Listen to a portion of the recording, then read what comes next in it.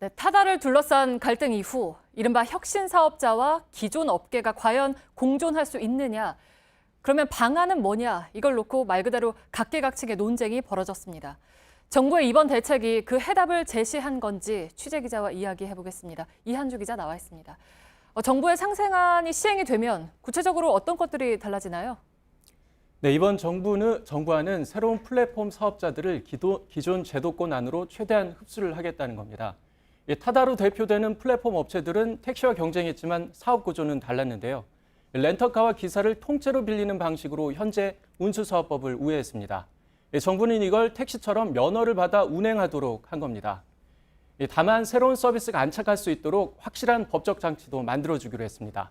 서비스와 요금에는 제한을 두지 않기로 한 게 대표적입니다. 네, 그러니까 합법이냐 불법이냐 이 문제는 좀 풀린 것 같고 그러면 승객들 입장에서는 어떤가요? 달라진 게 있습니까? 네, 그동안 승객들의 가장 큰 불만은 내 돈 주고 택시를 타는데 왜 기사들의 눈치를 봐야 하는 거였습니다. 네. 승차 거부와 과속도 택시에 대한 불신을 키웠습니다. 다양한 택시들이 제도화되면서 이런 불만들은 상당 부분 줄어들 것으로 보입니다. 원하는 형태의 택시를 가격에 맞춰 골라 탈 수 있게 됐기 때문입니다. 다만 서비스를 누리려면 요금도 더 내야 할 것으로 보입니다. 이미 타다는 택시 요금보다 20%가 높고 브랜드 택시와 카카오 택시 등은 최대 10,000원의 콜비를 내야 하는데요.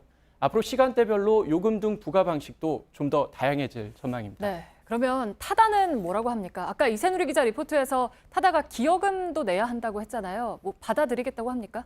네, 맞습니다. 원칙적으로는 수용하겠지만 세부적인 부분은 좀 따져봐야 한다는 입장입니다. 네. 당장 정부가 면허를 주겠다는 플랫폼 택시는 1,000여 대인데요. 타다가 현재 운행하는 차만 1,000대가 넘습니다. 다른 업체들까지 감안하면 차량을 줄여야 한다는 얘긴데요. 여기에 한 대당 월 40만 원 정도 기여금도 내야 할 것으로 보입니다. 네, 그래서 이제 플랫폼 사업자들 사이에서는 이번 대책으로 진입 장벽이 높아질 거다 이런 말들이 지금 나오고 있는 거겠죠? 네, 맞습니다. 제도적으로 불확실성이 거친 만큼 새로 진출하는 기업도 늘어날 것으로 보입니다. 하지만 이번 안대로 택시 면허를 빌리거나 사려면 적지 않은 자금이 필요합니다. 그러다 보니 자본력을 갖춘 대기업들이 결국 시장을 장악하는 것이 아니냐는 우려가 실제 나옵니다.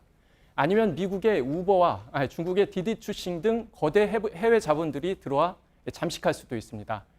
일단 큰 갈등은 진정된 만큼 이 세부적인 보완책은 논의를 좀 해봐야 될 것으로 보입니다. 네, 알겠습니다. 이한주 기자가 정리를 해드렸습니다.